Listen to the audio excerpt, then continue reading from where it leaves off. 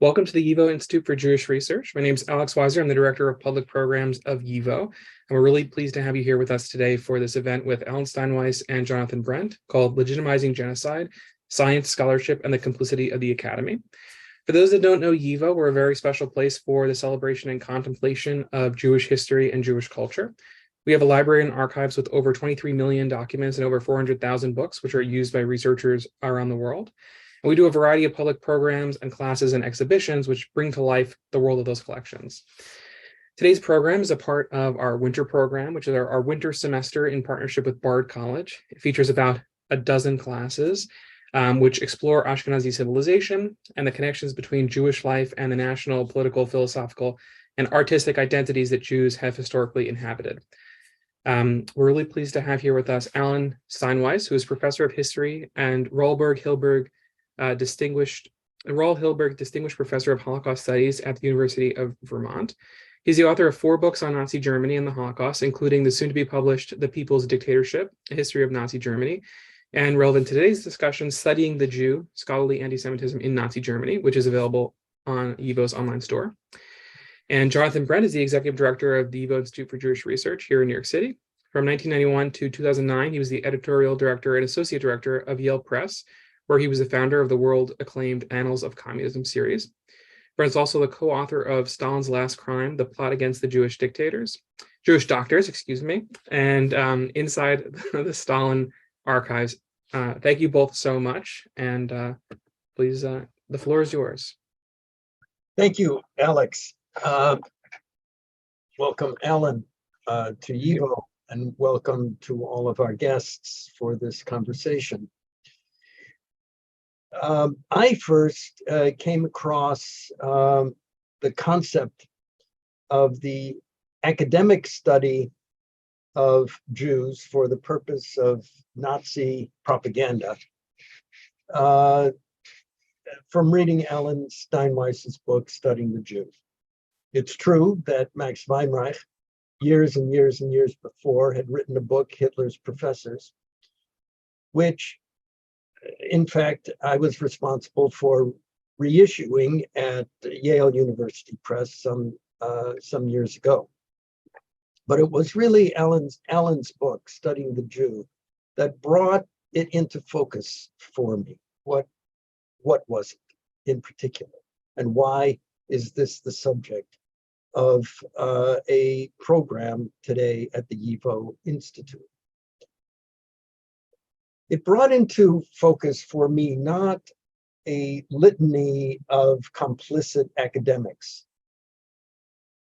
That is to say, a stream of benighted anti-Semitic academics in Nazi Germany who lent their scholarly abilities to buttress the propaganda efforts of the Third Reich, but rather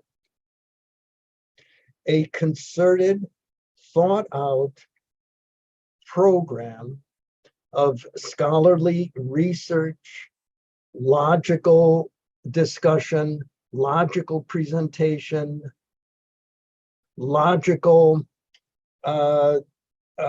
development of so-called facts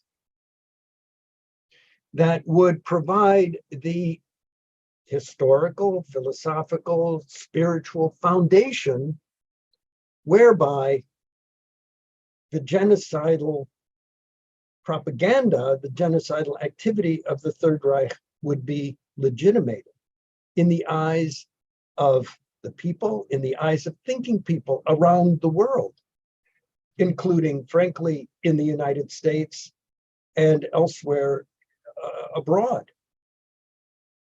That is to say, it was the first time that I had encountered what Alan Steinweis calls the anti-Semitism of reason. Normally, we think of reason as our ally against anti-Semitic canards, against the mass movements that Ortega Gasset describes in The Revolt of the Masses. It is reason the bulwark of reason that protects us in law, in legal discourse, that protects us from these evils. And yet it was reason itself that became an accomplice of those evils.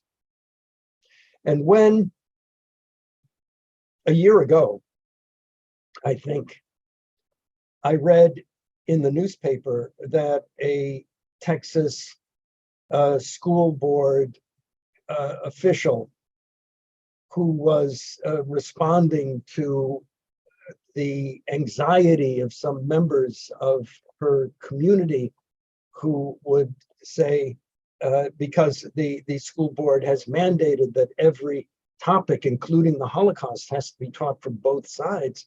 And people were saying, how can the Holocaust have another side? And she said, but it does. And she didn't know what she was really talking about at the time, obviously. And then she corrected herself and they withdrew that. But in fact, the Holocaust does have another side.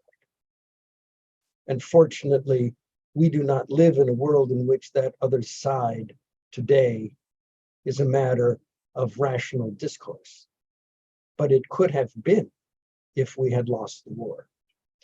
And so that's why I think this is relevant today to do what Max Weinreich thought YIVO should do, which was to try to understand the position of the Jew in the modern world. And this is a very uncomfortable position, and a position where we have to think about the way that scholarship itself, which is the foundation of an institute like YIVO, like the University of Vermont, that foundation itself has to be safeguarded. And so, as a kind of just short introduction to the thinking behind this program, I'd like Alan to hand the program over to you and have you talk a little bit about your work, and then we can get into a conversation. And I expect that we'll have about 15 minutes for questions at the end. Well, thanks very much, Jonathan, for those introductory remarks. Just a quick clarification, and you know this, of course, that the term anti-Semitism of reason wasn't coined by me; it was coined by Hitler. Yes, I know. So I was quoting him. It's really a delight for me to. I should say it's a delight for me to speak under the auspices of YIVO. I'm a historian of Germany, of Nazi Germany, of the Holocaust, but with a very much a German focus, whereas YIVO tends to have more of a Polish or East European Jewish focus. But of course, like most scholars, I revere YIVO's contribution to the field of Jewish history. And so it's a real honor for me to have this opportunity to have this brief association with YIVO. YIVO did play a role in the creation of the book that we're talking about, beyond the fact that Max Weinreich, who was the research director at YIVO a long time ago, wrote a previous book on the subject. And that is for my research, which was conducted largely in the late 1990s and the early years of the current century. I actually spent a lot of time at YIVO in New York using the same research materials that Weinreich had brought back from Germany. After the Second World War, the Library of Congress organized trips by American librarians to Germany. And they conducted, I guess we could call them raiding expeditions. They helped themselves to relevant historical materials in German libraries and brought them back to the United States, and on a variety of subjects. And Weinreich was particularly interested in Nazi research, academic research about Jews. So he brought back this fantastic collection of materials that's all in one place. And so the research for the book that we're talking about was quite easy. It was, well, I had to spend several years reading all of these horrible Nazi texts about Jews. That part was not pleasurable, but at least everything was in one place. YIVO back then was in a building, I think it was on West 57th Street. It was in a building together with CBS. This was before they moved in, YIVO moved into the Center for Jewish History. And I remember it was in an upper floor. And I remember one of the highlights of my research there is I got into the elevator on the ground floor with Morley Safer and Leslie Stahl, who were going up to CBS. This is a book that I published in 2006, finished writing it a couple of years before that. I spent a few hours today reading through it, and I wrote this book so long ago that rereading it today, I don't even remember writing a lot of what I wrote. It was like reading something that somebody else had written. But I'll do my best to reconstruct what I tried to say in it. The book deals with an interdisciplinary academic field in Nazi Germany, which in German was known as Judenforschung. Literally, it doesn't mean Jewish research or Jewish studies. It means research about Jews. Judenforschung, not jüdische Forschung, which should be Jewish research, but Judenforschung, so research about Jews. So in the book, I refer to it as Nazi Jewish studies, I needed a kind of an English language shorthand to describe this phenomenon. And what we're talking about here is a network, an interdisciplinary network of German scholars during the Nazi period who conducted academic level research about Jews, published the research in journals, and they founded a couple of their own journals, one of which was called Research on the Jewish Question, and another one was called something like that. Can't remember the exact title. And they had conferences, they had an annual conference, and they also had smaller conferences and public lectures, and many of the public lectures were coordinated with the German press and the propaganda ministry, so that there was a kind of a multiplier effect. So these scholars were not operating in the ivory tower. You know, there's this kind of stereotype, which is very often true, of how scholars, operate in an ivory tower. They write for each other and talk to each other, and the broader society, it doesn't really trickle down to the broader society. But because what we're talking about here was very much thought of as a kind of a scholarship in the service of a particular public policy, designed to legitimize a particular public policy, that is to say, the anti-Semitic policy of the Nazi regime, there was a very concerted effort to get it out there into the public. These scholars were drawn from different academic disciplines, most notably history, certain social sciences, especially sociology and economics, religion and theology, which are two at German universities distinct segments, because at German universities back then, like today as well, clergy are actually trained at public universities in programs in theology, like some university. I'm here in Munich, and you can get your divinity degree at the University of Munich and become a Catholic clergy person.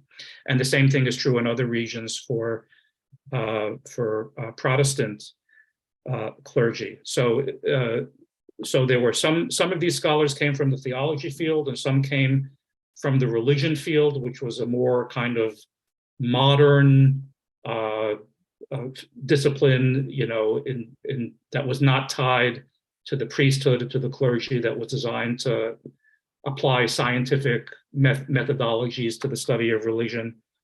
And then you had people coming out of the field of anthropology and biology.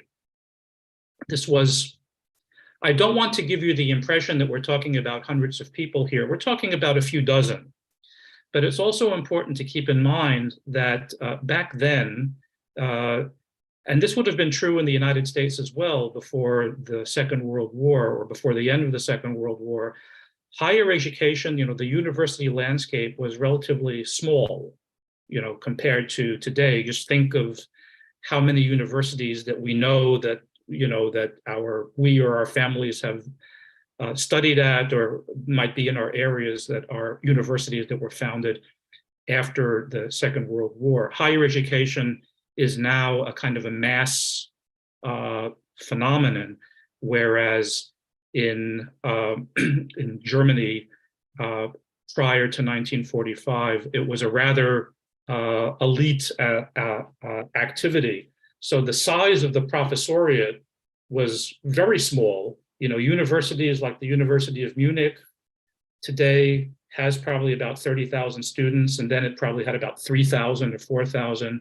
So faculties were correspondingly small back then, and therefore, if we talk about an academic network of people doing anti-Semitic research on Jews, consisting of a few dozen people, that's a significant number, even though in absolute terms, it's not that large. I want to say a few things about the content of this material that they were publishing and propagating in lectures and interviews. I guess in the academic field, many people would call it a discourse. The main characteristics of this discourse.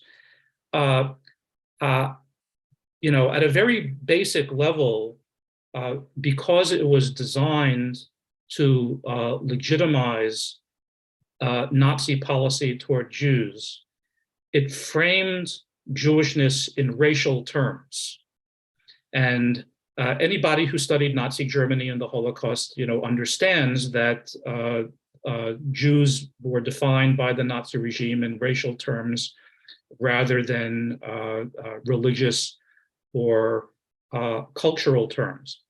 But of course, this was a new thing in Germany. You have a regime that comes into power, and in a country with a population of over 60 million people, now undertakes the task of trying to transform how everybody thinks about the Jews, right? It's not merely that the Jews are a cultural group or a religious group. There may be anti-Semitic members of German society who think of Jews as Christ killers, or think of Jews as exploitative merchants or something like that. I'm not trying to insinuate that every German was anti-Semitic, but the point is that even anti-Semitism traditionally in Germany, as in most other places, was focused on behaviors rather than blood or genetics or that kind of thing. So the racialization of the Jews through Nazi policy was really a kind of like a very radical shift from what had gone on in Germany previously. And one of the main tasks that these scholars took upon themselves was to provide intellectual academic legitimacy for that particular view of Jews. And all of the other work that they conducted, that they published and propagated, rested on that foundation. So, for example, when they talked about the Jewish religion, when they talked about the Talmud, when they talked about halachic Judaism, they talked about a system that the Jews had erected for themselves to perpetuate their own racial purity and to promote the collective interests of the Jews vis-a-vis other people who weren't Jews, vis-a-vis other races, the host races, amongst whom Jews lived. And so it was argued that halachic Judaism, as specifically is embodied in the Talmud, was very specifically designed to exploit Gentiles, that is to say, members of other races, and even provided justification for killing Gentiles when it was necessary for the welfare of the Jewish race. And similarly, Jewish economic roles, specifically Jewish participation in banking, finance, commerce, this notion of the Jews as middlemen, and of course that was not a fabrication by Nazi scholars. This was the economic profile of European Jewry at this time. It was different in different countries, but Jews were, of course, were disproportionately highly represented in certain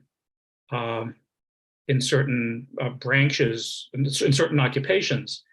And of course, there are very good non-racist historical explanations of how that came to be, based on the occupations that Jews during the Middle Ages had been prohibited from engaging in, and so forth. But what these scholars were all arguing was that in pursuing finance and pursuing commerce and so forth, the Jews were manifesting an innate, racially determined characteristic. And specifically, it was seen as exploitative.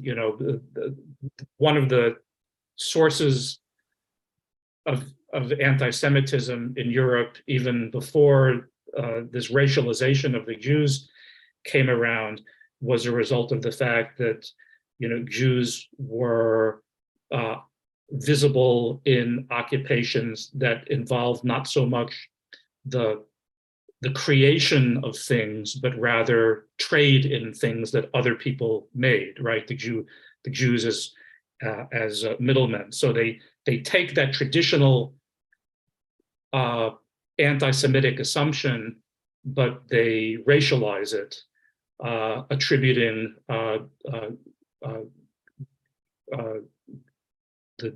the highly disproportionate representation of Jews in commerce to some kind of biological characteristic that Jews have. They also look at issues like criminality, pointing out how in certain, citing statistics, criminal statistics, how Jews are overrepresented in, and some of this was factual. it's a misrepresentation of something that's factually true. The misrepresentation has to do with the interpretation of why this comes to be. But it was true that in some European countries, Jews were prominent in the managing prostitution or distributing pornography. And there was actually a very prominent intra-Jewish, that is to say, among Jews themselves, an intra-Jewish discussion taking place about why that was and why it shouldn't be, right? There were many Jewish critics of some of the what Jewish reformers saw as problematic behaviors within the Jewish community. And one of the hallmarks of the anti-Semitic scholarship was, about which I write in the book, was a very kind of cynical exploitation for anti-Semitic purposes of this internal Jewish dialogue that was intended by Jewish scholars and Jewish reformers and Jewish intellectuals to improve the status and improve the welfare of Jews in Europe. You know, YIVO itself is a product of a salient phenomenon of Jewish life in the late 19th century, is the emergence of Jewish scholarship about Jews, the science of Judaism, and it produced a lot of kind of internally critical work, right? And the anti-Semitic scholars were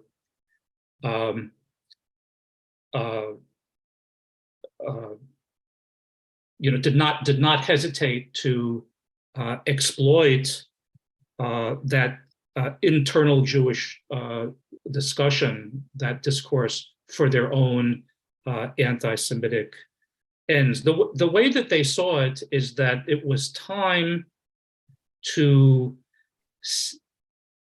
that the Jews for too long had monopolized the control of information about Jews to promote their own interests, and that the purpose of this new Judenforschung, this new anti-Semitic research, would be to seize control over the discussion of Jews and apply it for the benefit of the non-Jewish majority, specifically in Germany. One last point that I want to make before we get back into our discussion and open it up about this discourse is that much of the work of the Judenforscher was targeted not so much at Jews, but at gentile liberals who had promoted and brought about the emancipation of Jews in Europe in previous decades or previous centuries. And it was even targeted at previous generations of European anti-Semites who had understood the so-called Jewish question in religious or cultural rather than racial terms. So, just for example, there's a lot of, they did a lot of, these Nazi era scholars did a lot of work on 19th century German anti-Semites who pressed for the assimilation and conversion of Jews to Christianity, right? There were these previous generations of anti-Semites wanted what they saw as the Jewish question or the Jewish problem, excuse me, to disappear basically through the absorption of Jews into the gentile majority. And the belief was that, whatever the characteristics of the Jews that everybody didn't like would over time disappear as a result. Now, when you look at that through a racial lens, as these Nazi scholars did, they saw that particular, they argued that particular strategy in the 19th century had actually been counterproductive, because what it did was it enabled Jews, who they saw as an alien race, to basically infiltrate the Aryan majority. And you get to a situation in the 20th century where in Germany, for example, in addition to about 500, in 1933, the year the Nazis come to power, in addition to about a little over 500,000 Jews in German society, you have another maybe 250,000 who are of mixed heritage because of all the intermarriage that had occurred in previous decades as a result of the emancipation of the Jews in Germany in 1871. You have these half Jews and quarter Jews and so forth. So, from the perspective of these racial anti-Semites, the earlier religious and cultural anti-Semites had kind of unwittingly promoted the infiltration of German blood by Jewish blood. So I spent a couple of years reading that kind of stuff. So I hope that have some sympathy from my listeners. Well, I have a lot of questions, and thank you very much for what you have explained, and thank you very much for your book. Studying the Jew is the title of the book. One of the questions is, and I think it might be on the minds of many people who have been listening to you, Alan, is the extent to which this scholarship, alleged scholarship, had a basis in fact. Or was this propaganda dressed up as scholarship? How did that work? Was it like KGB propaganda in which there's a shred of truth and then there's a lot that is fabricated in such a way that you can no longer tell what is true and what is not true? Or was there any genuine belief in the scholarly undertaking that these scholars engaged in?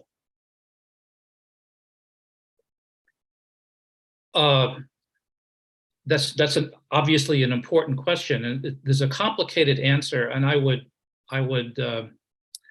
describe the situation in the following way, and this is an argument that I make in the book, that there were 3 levels of anti-Semitic discourse in Nazi Germany.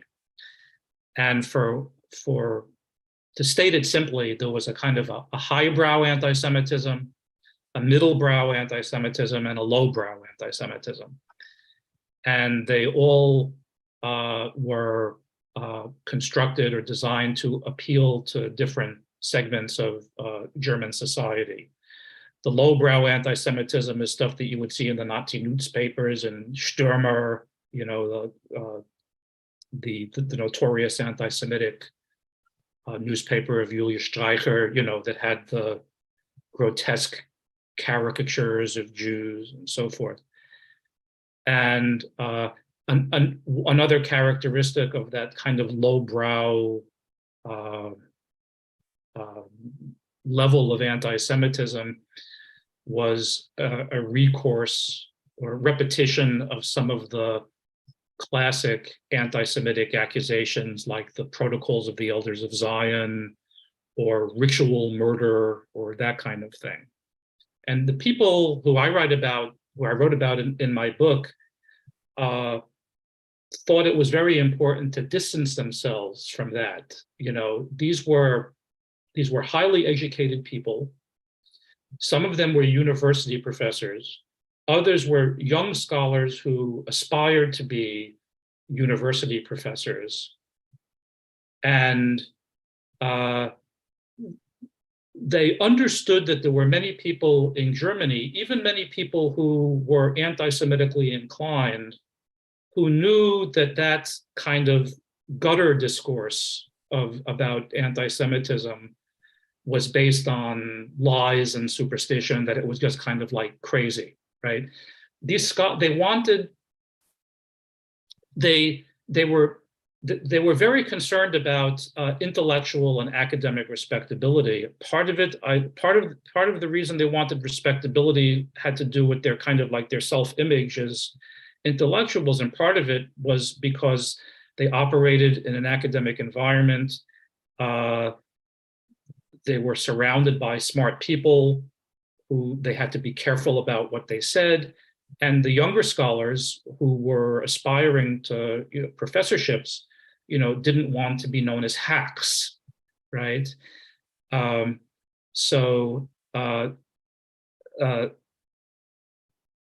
Now, with respect to Soviet propaganda, and I know you're an expert on the Soviet Union, I think one could make a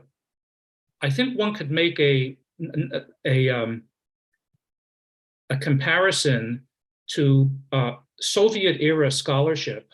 In my book, I actually make a comparison to kind of like medieval scholarship about religion and so forth, where there can be a lot of a narration of authentic, factual material that can be informative, that is in the very narrow sense of the term factually true, but is then mobilized or framed in a way that is intended to validate a particular religion or ideology. So individual facts can be true and can represent, real serious research, but that doesn't mean that the final product, the book or the article or the lecture, in the conclusions that they may reach, were what we would consider to be academically valid. Nowadays, people talk a lot about motivated reasoning, right? That's a term that one encounters a lot now in the mass media in the United States, and that would describe what a lot of these people were doing. Just to give you an example, so you've got one of the most accomplished of these people was an economist. His name was Peter Heinz Seraphim. And he was an economist. He specialized in Eastern European economics. He was a young scholar. He had done some early work on the Polish railroad system or something like that. And after 1933, he retools, right? He's a young scholar. He's looking to make a career in Nazi Germany. He sees what is considered to be important and what's getting funding, and what's going to potentially get him a job. And he undertakes a large research project on the economic structure of the Jews of Eastern Europe. And he works on this for years, and he finally publishes it. I think it came out in 1938. Basically called something like the Jews of Eastern Europe. The Jews in der Juden im osteuropäischen Raum, so the Jews in the Eastern European space. And it's full of statistical tables and charts and maps and things like that, showing like if you wanted to look up, what percentage of the clothing manufacturers in Galicia in 1923 were Jews, it would be in there, right? And the same thing, it's just this incredible compendium of information, and it's all footnoted. Much of it's footnoted to census data. and economic data published in multiple languages, which he read. There's a lot of citations to works published by Jews about the economic situation within Jewish communities. And incidentally, in his bibliography in the back, as was a common practice back then, every work that had a Jewish author had a J next to it. So you had to basically, that was the practice. You had to mark which sources were written by Jews. Just an anecdote about this book. So when I was in YIVO in the 1990s, working on Seraphim, there was a member of the library staff at YIVO, Dina Abramovitz, long-term friends of YIVO know who I'm talking about. I think she died about 20 years ago at a ripe old age. She had been a librarian at YIVO going back to Vilna in the 1930s and went through the war. She actually, I write a little in the book about some Nazi scholars who came to exploit the YIVO collections, and they were getting ready to steal books for the Jewish research library that they were building and so forth. You know, she was actually able to tell me about some of these people. And she told me that after the war at YIVO in New York, that a copy of Seraphim's book was kind of like kept in a desk somewhere. And from time to time, somebody would look something up in it because it was considered the actual data. It's an anti-Semitic book, right? The argument is an anti-Semitic argument with all the, the racism and all that. But the actual data in the book was reliable to the point that she told me that from time to time she actually used it to look things up. So, there are facts and then there are facts. So I want to give people an opportunity to ask questions, but we have to deal with one thing. I'd love to hear your thoughts about this. Inasmuch as this research was actual research, to a great extent, leaving the work of Martin Heidegger aside and other ideologues and philosophers, but in sociology and economics and history, it was actual research. How do you combat this with research? How do you combat this with empirical investigation, empirical research? Or is this where scholarship and academic work touches that line of value? And eventually you have to make a value judgment. Mm-hmm.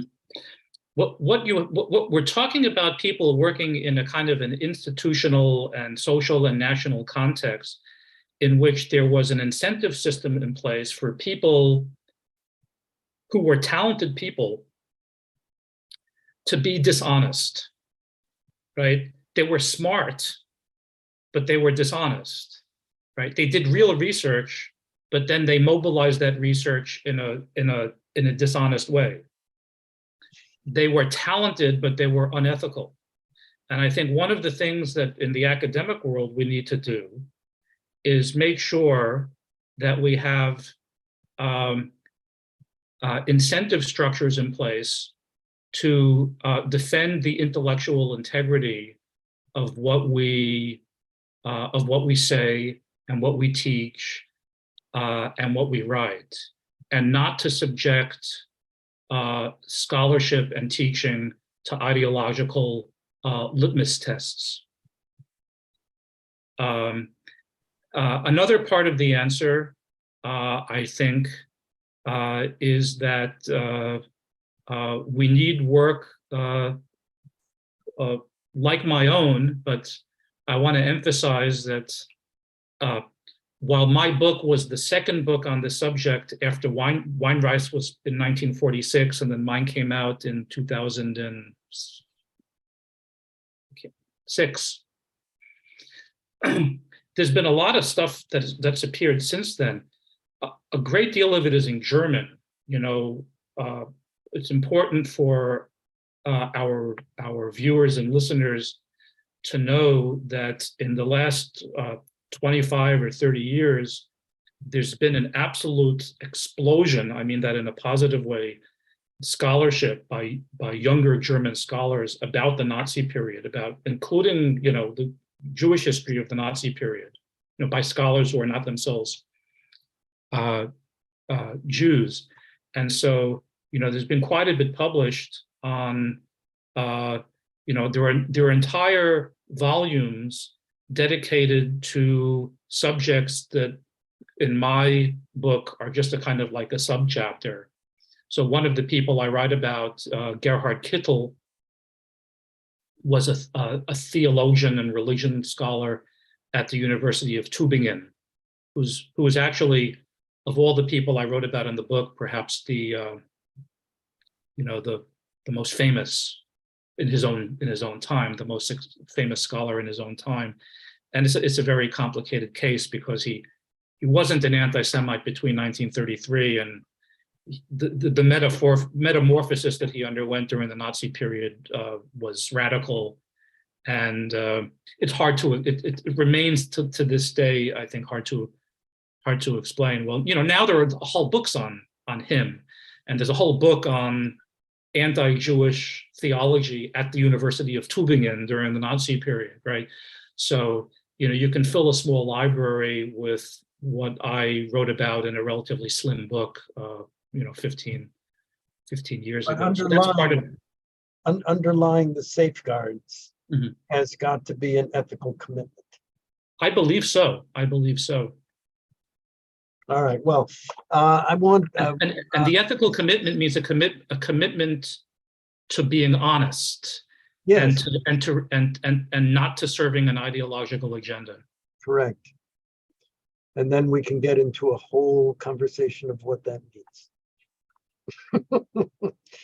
But right now, Alex, if you would open Sure. for the remainder of our time to the audience. So if anyone in the audience has questions, please note them in the Q&A function. We've got a bunch of questions here already, and we'll get to as many as we can. So one attendee, Alan, is asking about how could intelligent people, be such strong proponents of this hatred towards Jews. This person is a college professor and says they're blown away by this. And you talked a little bit about the incentive structure, but I wonder if you have anything else to add to that. Mm-hmm. Well, I think it would be safe to say, with many exceptions, the German professoriate and the German academic class before and during the Nazi period tended to be conservative nationalist rather than liberal or progressive or socialist. That might kind of like fly in the face of expectations that we in our own time have about, in our day, there's lots of concern expressed in American society and in Jewish circles as well about, the professoriate being kind of like too lefty, right? But it might be hard to kind of imagine that you had an academic profession in Germany back then that I wouldn't say that they were, they were Nazis. Many of them were anti-Nazis, but they were conservative nationalists many of whom had before 1933 subscribed to milder anti-Semitic stereotypes. So they were more kind of like traditional anti-Semites. So it was possible to be an anti-Semite and still kind of, oppose some of the more radical measures of the Nazi regime. when I teach about the Holocaust, I always talk about one person, Otto Ohlendorf, who was not a professor. He was one of the commanders of the Einsatzgruppen. This is one of the great mass murderers of modern European history. Carried out commanded German units that carried out the mass shootings of Jews in Eastern Europe starting in 1941. He had 2 PhDs, not one. So, we like to think that education translates into, maybe wisdom and tolerance, but, historically that always hasn't been the case. Fascinating. Another viewer is asking about Martin Luther's anti-Semitic writings and whether they influence the scholarly anti-Semitism. You spoke about the way that this kind of racial frame, the racial ideas reframed past anti-Semitism. Do you have any comments on Martin Luther in particular? Mm-hmm. Yeah, when they wrote about historical anti-Semitism, the thing about Martin Luther is that he made some anti-Semitic statements, and some of the people who I write about liked that, they approved of that. But Martin Luther also kind of formulated his anti-Semitism in rather crude terms, which remains somewhat of an embarrassment even today to the admirers of Luther. And when writing about historical manifestations of anti-Semitism, kind of, like during the Reformation or, in previous centuries, and in trying to explain like ritual murder accusations, for example, or pogroms, the uglier form of anti-Semitism, the argument that some of these people made was this was not the anti-Semitism of reason. This is not the kind of systematic identification and exclusion of the Jews and diminution of their power that we as modern scientific anti-Semites want to pursue. But it was understandable because underlying all of that kind of like hatred was a kind of like a visceral aversion to the Jews, which in the days before racial consciousness, people didn't really understand, right? That the 20th century racist argument is that people back then had a racial aversion to the Jews, but they couldn't explain it. So it manifested itself in ways that modern people wouldn't want it to manifest. And they talked about Luther like that. That's fascinating. Can you comment on the ideas around eugenics and how that related to this question? Mm-hmm. The eugenics discourse is actually quite separate from what I wrote about. I was surprised by that when I was doing the research on it. In other words, the people who were writing about eugenics, with a few exceptions, tended to be different people operating in different institutional contexts than the people who I wrote about. There were 2 or 3 very notable exceptions to that we don't have time to go into. I think what the discourses have in common is a very fundamental hereditarianism, right? The notion that biology is destiny, right? That you judge the worth of a person based on their biological composition and their heredity.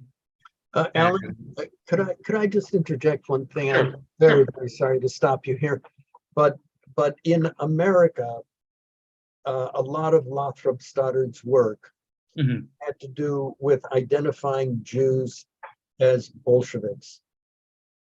In other words, it had an overt political agenda.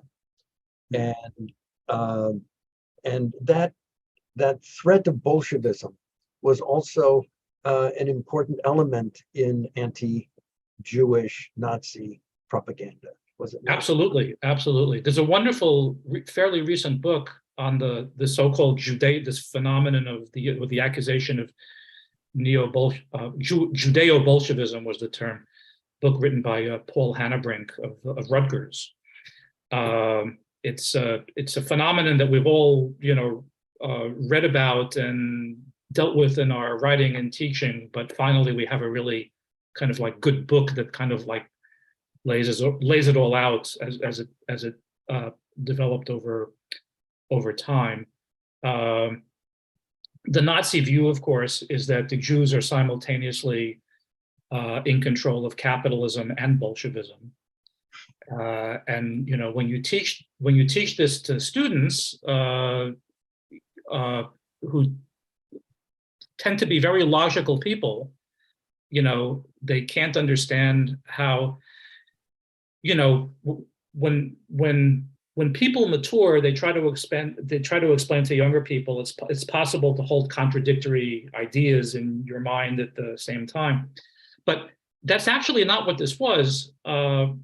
If you basically see the Jews as a kind of a global conspiracy to weaken everybody else, kind of destroy everybody else, and then pick up the pieces, then what the relationship between capitalism and Bolshevism becomes a kind of a pincer, right? Where the Jews use capitalism to kind of like, unravel the fabric of society, cause suffering, and radicalize the working class, which then gravitates toward Bolshevism or communism, which, not coincidentally from the anti-Semitic viewpoint, that the Jews also control. And this is a classic case of what we were talking about earlier. Of how you can take something that has some kind of like factual basis to it, but spin it in a way that's completely, factually wrong and dishonest. That if you look at the leadership of Marxist parties in Europe in the early 20th century, you have, some people, very visible people who they weren't necessarily practicing Jews, but they were people of Jewish background. And there are good, easily explainable historical reasons why persecuted Eastern European Jews gravitated toward a radical political ideology that they believed would be emancipatory. And at the same time, Jews are overrepresented in some countries in the capitalist economy. So, if you're predisposed to,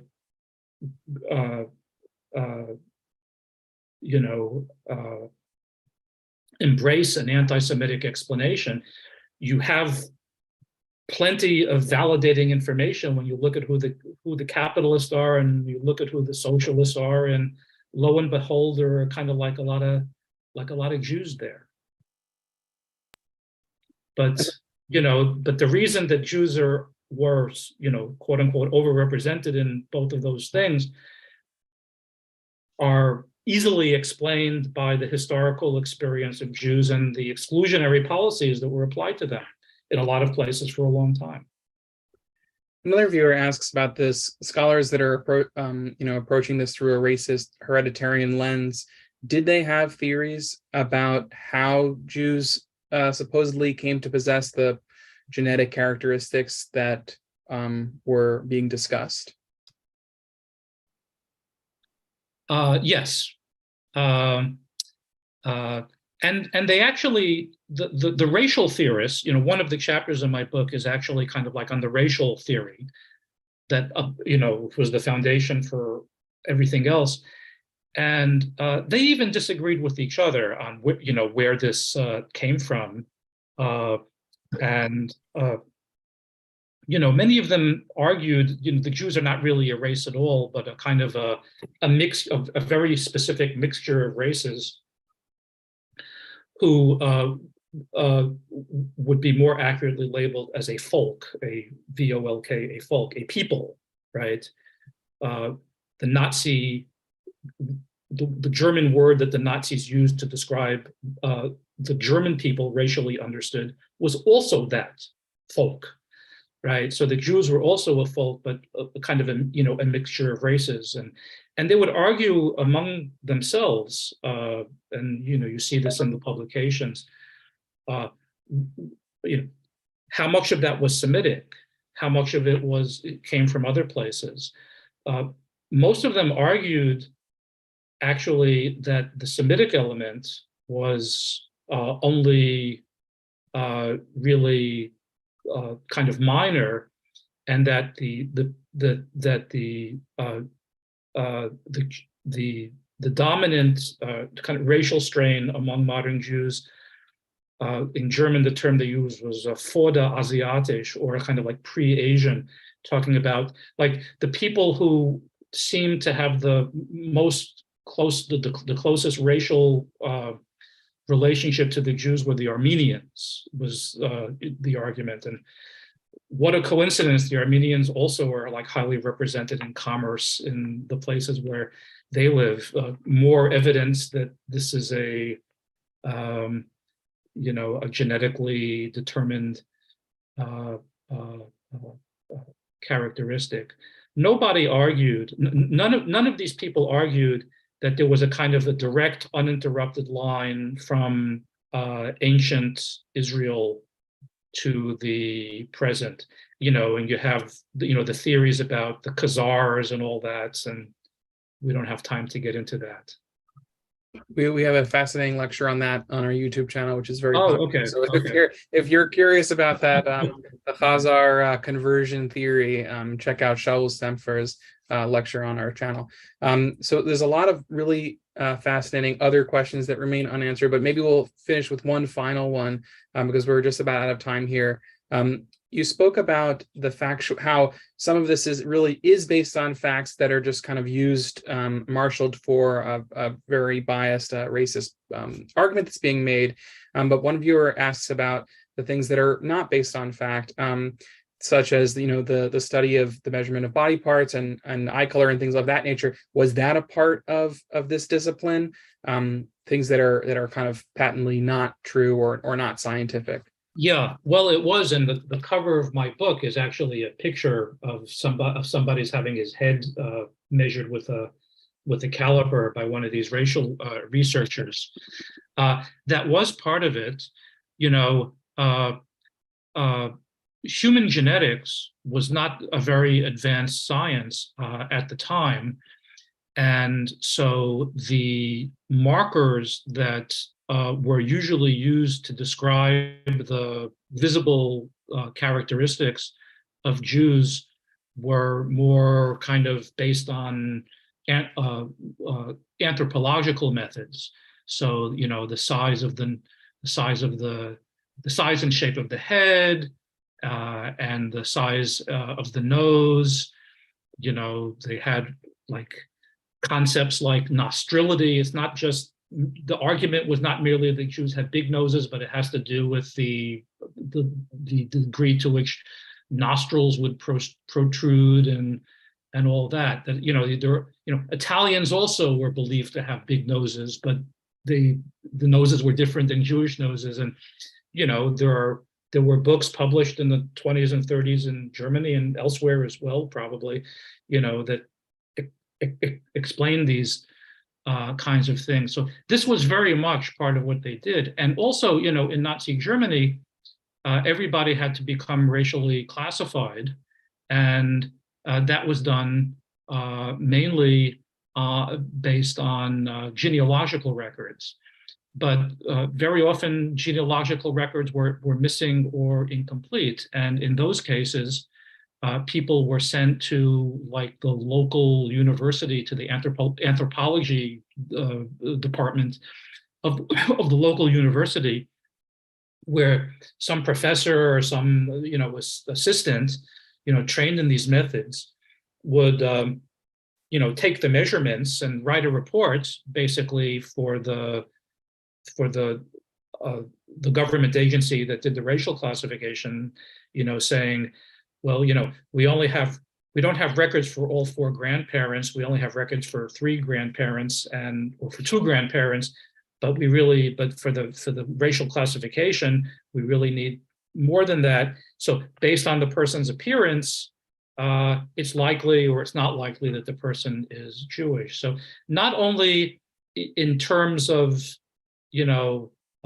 scientific work designed to show what Jews look like, but even in determining whether individual Germans were Jewish or not.